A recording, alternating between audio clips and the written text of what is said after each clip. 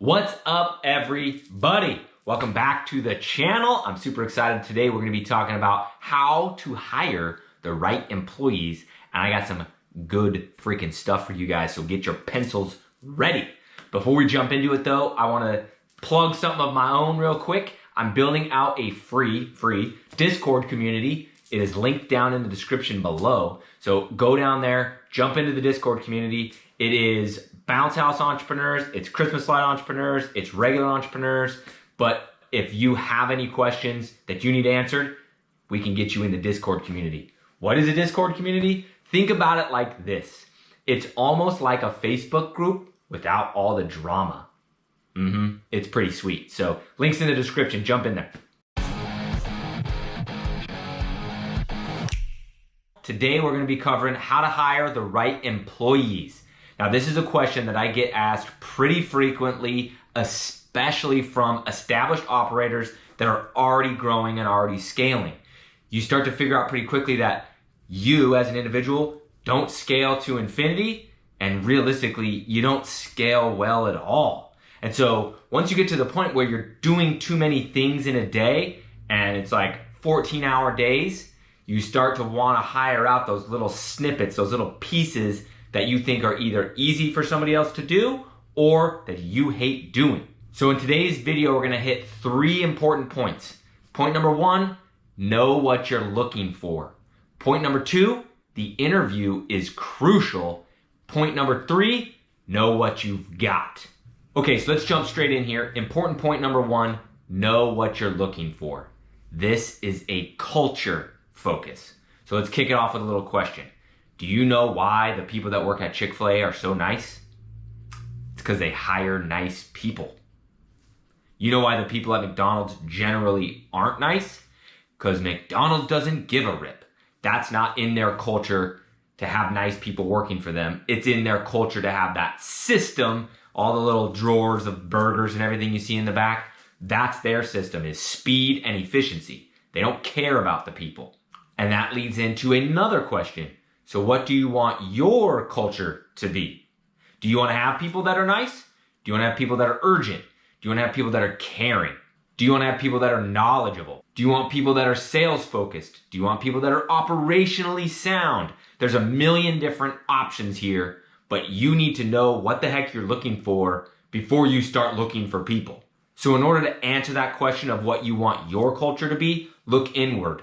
Think about yourself. What are you excellent at? What do your clients give you compliments on? What do they, when they give you a tip, what do they say when they give you a tip? Think through all that stuff. What are the good reviews that you get? That's going to lead you to see what your strengths are, and that's what's going to lead you to be able to find out what your company culture kind of already is and where it can go. So what I want you to do is actually physically make a list of those things that you feel you're excellent at and the things that you feel that your clients come back to you for or compliment you on. Literally write it out and make the list. And give this list some time.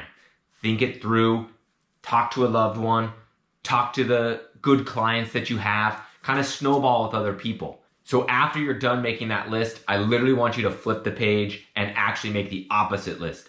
Write down all the things you're weak at, all the things in your business that you don't like to do, that you're lazy on, or you think maybe causes friction between you and clients.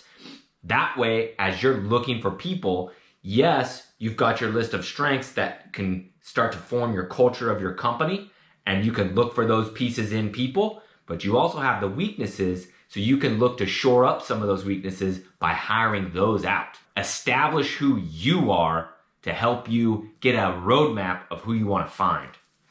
All right, this brings us to important note number 2. The interview is crucial. This is an audit of personality and skill set. Now, how to interview could be a 45-minute video in and of itself. So I'm just going to hit on some quick key points here. So point number 1 is know your style, your interview style. Mine is probably what you could imagine, a little bit laid back, as people would call it. But realistically, it's a conversation between me and the person. A conversation. It ebbs, It flows. Every conversation I have with any human being, whether it's an interview, a client, a family member, they're all different. They have different dynamics to them because it's a different human being. So my style is very conversational. I come to the interview with very few questions prepped about the specific person. Yes, I have the questions I ask all the time, but those are just to prompt them to get talking. Once they're talking, I just kind of flow through it like a conversation, looking for interesting parts that I want to know more about. I know people that are very by the book, right? They have their questions they ask their questions. I know people that are hard asses. They're going to make you sweat out every instance of every story you ever tell. That is so not me, but if that's you, badass. It doesn't matter. You just need to know your style. The best way to figure it out, I hate to say this, is to go start interviewing like crazy. Just go interview, try a bunch of different stuff, see what sticks, see what's comfortable, see what flows, and see what gets results. But you gotta know your style. The next thing is one of the most powerful interview tools I've ever discovered, used, or taught, and that is tell me a story. What that means is you're gonna ask your interview question and they're gonna give some bullshit interview answer, right? It happens 99% of the time. And it's gonna be this fluffy, weird answer because they're nervous and they don't wanna say the wrong thing. And so I kind of acknowledge them, go, yeah, awesome, that sounds great. And then I say, do me a favor, tell me that story. That makes them go through the details. That makes them actually explain pieces that happened. As they tell the story, you're building a movie in your head of this instance, right? Of this scenario. As you have missing pieces to the movie, you interject, real quick, let me ask you a question. Where were you when this was happening? Get the real story. It's going to give you a better idea of the real person and is seriously the number one interview tool that I use the most. I use it on interviews. I use it on my wife and families. I use it on my current employees. Tell me the story. If you want a little bit of a bigger in-depth, I've got in the description down below a podcast I recorded a very long time ago, a much different podcast than what I do now. But it was all about tell me a story. It's about a 10-minute podcast. It's a pretty good listen. So I linked that down in the description. Next tip, don't take notes. The interview is happening up here between you and the interviewee, not down here on your notepad while you're writing. Keep your eyes up, stay in the conversation. After they leave is when you start to take notes. Or if they give you the best idea you've ever heard and you want to jot it down, badass. But keep your eyes up here because this is where the interview actually happens. Next tip is actually kind of a two-parter. So the first part is they should talk way more than you. It should probably be about 90% them, 10% you. The reason is it's their freaking interview. You're the one auditing them. So you're going to ask a question and they'll talk a little bit. Then you'll say, tell me the story. They'll start telling you the story. And in that, you're listening with 2 ears, listening. You may want to ask a follow-up question. You may want to ask for some clarity in this place or that spot or whatever. They get to the end of the story, you may want to kind of have a little bit of a clarification where you clarify some things. It should be 90-10. Second part of that is it'll flip when you've got yourself a good candidate. When you've got somebody that you believe in that could come on board and help you out, you're going to want to flip it and you're going to want to tell some stories, especially stories that are laden with your culture, the things you care about, because those are the stories that are going to communicate that culture to them. But that comes later, after you know you've got somebody that can work with you. Next tip, as you are talking, please remember this is an interview. You're not training them. Keep it to brief descriptions. Keep it to good stories, but you don't need all the freaking details. You should not be talking for 30 minutes here. Keep it short. Keep it brief, and dear God, please don't train them. Remember, you're not training them. I can't stress that enough. How many interviews I've sat in where all of a sudden we're training them. They're not even hired yet. Stories, brief descriptions. And on that same note, if you start going too deep in your stories, they're going to be smiling and nodding and, oh yeah, oh, badass. you can start telling stories and you get in the moment and then they're vibing off of you really quickly. You can turn it into a good interview, meaning you can make the interview good. You can make the applicant appear good if you're an excellent storyteller. So please be careful on that. And now the last tip here on interviewing, and probably the most important one, practice. This takes time to get good at. It's a science and an art all mixed into one as a conversation with human beings, and you know how difficult and complex human beings can be. So practice doing interviews. How do you practice? You just go do them. So depending on the size of your company here, this answer will change and will move, but you should be doing at least one interview a week. Here's why. How many interviews does it take for you to find a good person? Maybe 10, right? You're gonna do 10 interviews or meet 10 people before you find somebody that's capable. Doing one a week, that's 10 weeks. Do you need somebody today? I don't know. You probably do. That's why you're watching this video. Let's say you then hire them. Do you think you're going to need somebody in 10 weeks? It's a good chance you will. Whether the person you just hired doesn't work out, a person that's been working for you doesn't work out, or all of a sudden you get an explosion, a viral video, something happens to your business where you're scaling like crazy, 10 weeks from now is quite a long ways away when you start talking about human beings. Your most devoted person could all of a sudden want to move to Sweden. You don't know. You should be doing one interview a week. That way you have people on the wait that you've met, okay? The other thing it's going to afford you is the practice. You're going to go through, more than likely, 10 interviews with people that are not fit for the job. It's about you, not them, to some extent. You need to get that practice so you can find your voice and you can get good at this. Getting good at interviewing, in my opinion, is the only way to be sure that you can create a culture and a company that can scale. The only way. If you get through the interview and they're not the right fit, that's okay. Not everybody is. Maybe you do know a place where they do fit better.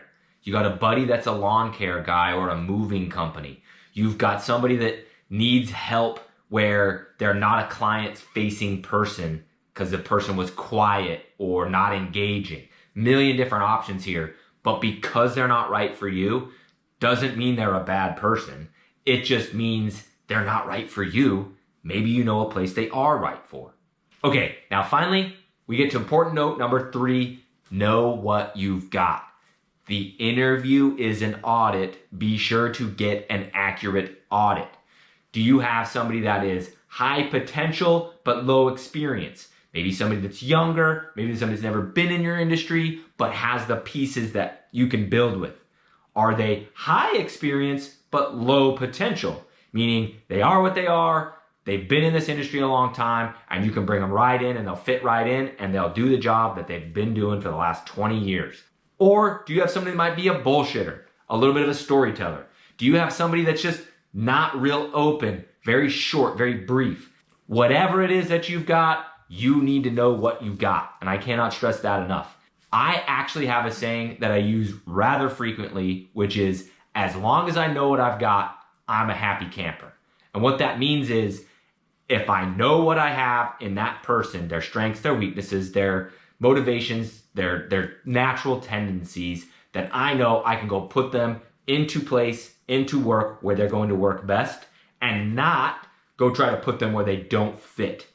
As long as I know what I got, I can go work with it. That's the point of the whole entire interview.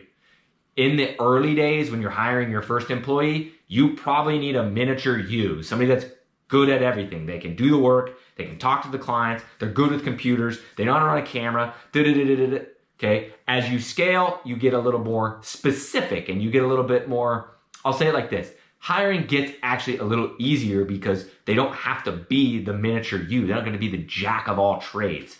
But you come across the jack of all trades and you know what you got, you know this person can start to ride shotgun with you and you can build them up. You get somebody that is just a creative that doesn't like interacting with people, that's cool too. You stick them in that and let them go crazy. They'll be happy as a clam, and so will you, because they'll outperform everybody on your team creatively, because that's their strength and that's where you put them. Know what you've got. Get an accurate audit in that interview. All right, now let's finish this interview up. So after they leave is when you then start to take your notes. Like a miniature journal entry almost, okay? You're going to just write out kind of what your feelings are, what you noticed in them, that kind of stuff. Just wherever the pencil flows, you go. Then you can start to almost measure them on the scale of things that your company culture needs or that you want for your company. So how do they shape up on your list of the company culture? How do they shape up on your strengths? How do they shape up on your weaknesses? Where do they fit in there? And you can really start to analyze how that interview went after they're gone. You don't have to make any crazy decisions while they're face to face. You do your notes afterwards. The other reason taking those notes after the interview is so effective, it keeps you from hiring people in the interview. Don't ever do that. Ever. Never. It makes you appear desperate. They will come in with a preemptive notion that you need them or that they are privileged. The wait period between the interview and hiring them creates some professional animosity. It creates some tension, some drama, if you will. They get the job, they're happy. You can call them later that day if you want to, but please don't hire them in the interview. It makes things messy very easily. After you take all those notes, do me a favor and listen to your gut. Your gut will know if they're a right fit or if it's not. You just had a 30 to 60 minute conversation with this person. You just heard stories. You just probably told stories. You should know. Your gut will know. So my favorite exercise at this point is after I'm done writing the notes on our conversation, I will literally close my eyes and picture them in a few different places. I picture the applicant working right alongside me. How are things going? Do they work fast enough for me? Because I like to work fast. Are they hardworking? I just had a 30 to 60 minute conversation with this person. I should be able to create a movie in my head of how things are going to go when they're working alongside of me. And then I just listen to my body. I listen to the chemicals in my body. Do I get happy? Do I get proud? Do I get apprehensive? Your gut will know as you picture the movie in your head of them working with you. Picture them in any other place you think is important. Working with a client without you. How does that conversation go? What is the trust level like? Working in your warehouse all alone without you. Can you trust them there?